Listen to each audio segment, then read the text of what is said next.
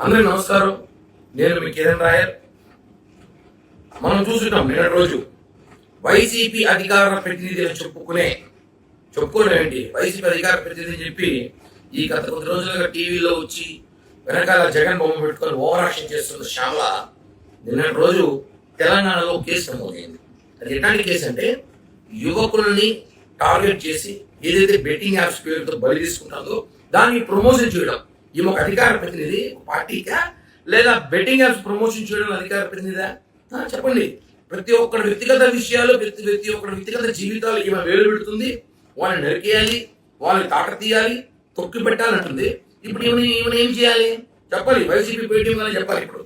ఎందుకంటే betting apps ఎంత నేరం తెలుసు, ఎంతమంది బలైపోతుందో తెలుసు. నేను ఇప్పుడు మాట్లాడుతున్నా వైఎస్ఆర్ కాంగ్రెస్ పార్టీ వాళ్ళని ఈమెను వెంటనే శ్యామలని సస్పెండ్ చేయండి. అధికార ప్రతినిధి ఉండే అర్హత హోదా లేదు కాబట్టి సస్పెండ్ చేయండి. ఏమి సస్పెండ్ చేసి మాట్లాడండి, అంతేగాని ప్రతి ఒక్కరి విషయాలు మాట్లాడడం కాదు కదా. కాబట్టి శ్యామలను సస్పెండ్ చేయాలని డిమాండ్ చేస్తున్నా. అదేవిధంగా ఏదైతే ఏపీలో కూడా బెట్టింగ్ యాప్స్ ద్వారా చాలా మంది యువతులు బలయ్యారో అవన్నిటి కూడా పరిశీలించి ఈమె మీద కేసు నమోదు చేసి మర్డర్ కేసు పెట్టాలి. ఎందుకంటే ఇక్కడ కూడా చాలా మంది ఏపీ రాష్ట్రంలో చనిపోయారు.